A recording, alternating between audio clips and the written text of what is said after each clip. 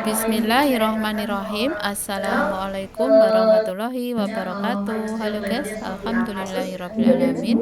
Kali ini Wong Deso lagi liburan dengan teman-teman sesama TKW yang ada di Hongkong, lagi menghadiri acara exit program yang diadakan di ruang Ramayana KJRI Hongkong. Dan ini saat ini lagi sesi tanya jawab ya guys.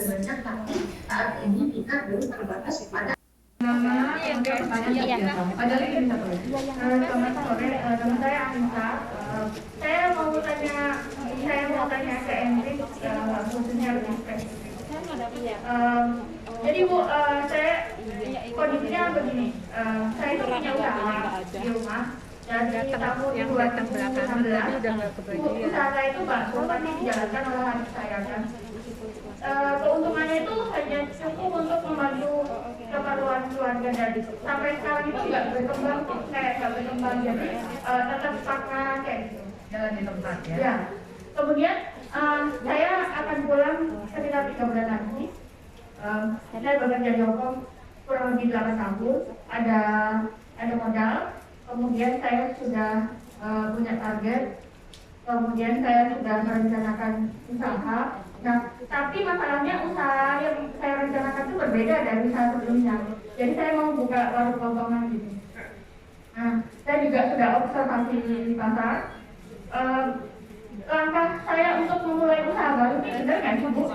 Karena kan saya belum pernah mencoba sama sekali. Sementara saya sudah pengalaman di usaha yang sebelumnya di bakso.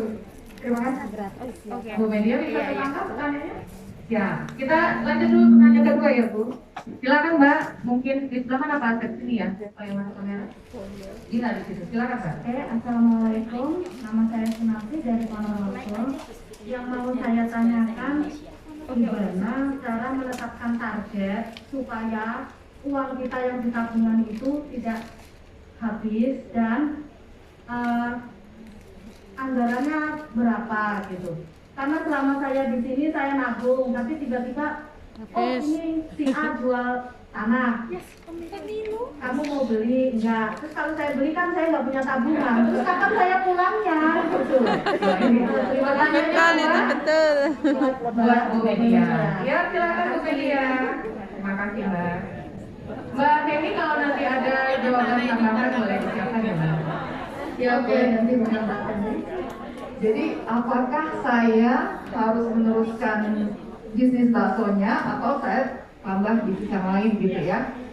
Sebenarnya kalau dilihat dari yang pertama kan bisnis bakso jalan ya, nggak mungkin nggak ada kemajuan yang cukup signifikan lah mungkin gitu loh. Sebenarnya dari sekarang tuh bisa dianalisa, misalnya gini, apa yang bikin bakso itu nggak ada kemajuan. Nah kadang-kadang misalnya gini, misalnya kalau kita di tempat itu ada 2-3 orang tukang bakso, kalau baksonya biasa-biasa aja, orang kan bisa milih, oh hari ini saya mau yang ke A, besok saya B, ke C. Nggak, oh saya mau ke A dulu, nggak gitu loh. Kenapa? Karena sama aja. Nah mungkin mbaknya bisa coba bikin sesuatu yang signifikan berbeda, baksonya, mungkin servisnya, mungkin bentuk baksonya, mungkin kualitasnya mungkin lebih bakso sehat lah misal istilahnya atau apa. Jadi dianalisa kira-kira apa yang membuat bakso itu lebih sedikit unggul dibandingkan abang-abang bakso lainnya. Nah apakah saya boleh bisnis lain? Ya nggak apa-apa, asal punya ilmunya. Jadi jangan pernah memulai sesuatu bisnis terutama yang butuh modal tanpa ada ilmu. Sama teman-teman juga kan mungkin kadang-kadang ketipu ya, investasi bodong gitu ya. Kenapa? Karena nggak ada ilmu. Pengennya untung, tapi nggak ada ilmunya akhirnya malah ketipu. Sama dalam bisnis juga seperti itu.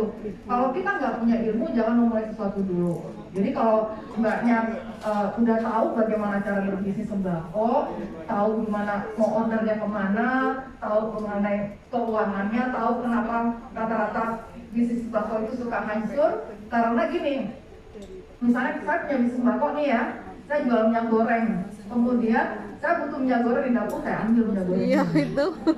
Itu yang bikin suka gagal. Habis itu bisa dicatat. Ya jadi nggak ada catatannya. Kemudian yang kedua itu adalah orang suka utang. Betul, di desa. Iya. suka nggak tegaan Bu. Saya suka kasih gini kalau di kelas. Kalau kita lagi di pesawat, pesawatnya mau jatuh, mau terbulan gitu ya, mau jatuh. Terus kita dapat dong ini lampu muda dan untuk pernapasan segala macam. Yang pertama kali kita selamatkan siapa? Diri sendiri. Kan? Jadi bukan orang lain. Jadi kalau teman-teman menerima hutang-hutang terus dalam tembakonya, percayalah dalam waktu reguler pasti akan hancur. Betul. Jadi mungkin harus tarik ulur kalau nggak bisa mengatakan tidak sama sekali. Tapi saya pernah membantu orang untuk membantu membangun usaha sembako. Saya wanti-wanti bilang jangan pernah ngutangin. Dan itu berhasil. Dia emang nggak mau ngutang karena dia bilang gini, modal saya tuh kecil banget. Jadi saya nggak punya utang untuk beli tambahan modal berikutnya. Gitu. Jadi harus berani gitu ya. Jadi boleh mulai bisnis yang lain tapi harus cari ilmunya dulu. Bergabung di kelasnya Enrich ya, atau juga bisa ganti YouTube-nya juga. Oke. Terus yang berikutnya ya, tadi kok pertanyaannya Mbak? Oh, gimana cara menganggarkan uang gitu ya? Jadi yang pertama kali kita kan udah kasih amplop tuh. Teman-teman harus bikin perencanaan dulu kemana saja uang saya akan keluar. Itu dulu. Dari situ ketahuan, oh setiap bulan saya keluar uang itu butuh 3.000 dikirim ke Indonesia mungkin 1.500 Hong Kong dolar, di kebutuhan di Hong Kong 1.000 dan mungkin 500 bayar hutang mungkin sebagainya gitu ya. Berarti saya punya kelebihan uang 1.600 untuk saya tabung. Begitu terima gaji 1.600 langsung diambil masukin tabungan. Itu dulu yang dikerjain. Jadi jangan pernah menabung dari sisa gaji, tapi sisihkan di awal langsung masuk tabungan. Itu yang pertama. Yang kedua, anggarkan dana darurat. Kenapa?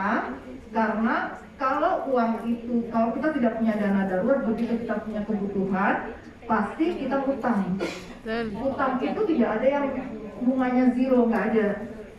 Di Hong Kong, bunga hutang yang diperbolehkan bisa sampai 48% per tahun. Jadi kalau teman-teman ngutang 1.000, minimal harus bayar 1.500. Apalagi kalau sampai menggadaikan paspor, lebih hancur lagi gitu. Jadi yang kedua, harus menganggarkan dana darurat dari 6 bulan keperluan kita setiap 6 bulan untuk keperluan kita. Nah setelah itu baru kita mulai. Jadi baru mulai nanti mengeluarkan untuk keperluan lainnya, misalnya untuk sekolah anak dan lain sebagainya. Dan yang ketiga, jangan lupa bikin tujuan kita menabung. Tadi kata Mbak ini kan dia bilang ya 1 tahun kontrak itu saya akan bangun rumah gitu ya. Bikin tujuan seperti itu. Jadi teman-teman kan per kontrak ya 2 tahun 2 tahun. Bikin tujuan per 2 tahun. Misalnya, oh tahun ini saya pengen renovasi rumah. Yang sederhana aja, jangan berlebihan ya. Nah kemudian tahun kedua kontrak, oh duitnya belum cukup, ditambahin tujuannya. Tahun pertama kontrak masukin, terus tujuannya oh buat anak kuliah. Jadi kalau teman-teman punya tujuan, semangat nabungnya. Jadi nggak akan pasti begitu mau keluar uang pasti mikir dulu nih, saya mau nabung untuk anak saya kuliah.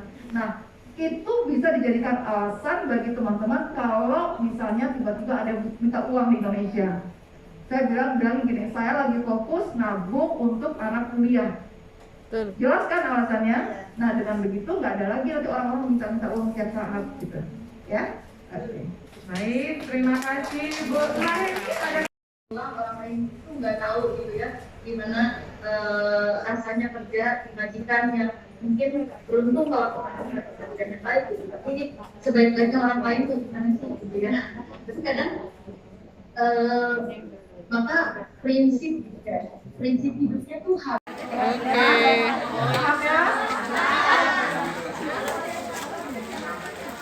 kasih foto aja. Untuk yang belum dapat goodie bag nanti bisa ditanyakan ke panitia, diminta goodie bagnya. Kemudian sebelum kita bubar, saya minta kita untuk membuat video pendek dan foto bersama. Ya, baik, terima kasih banyak. Silakan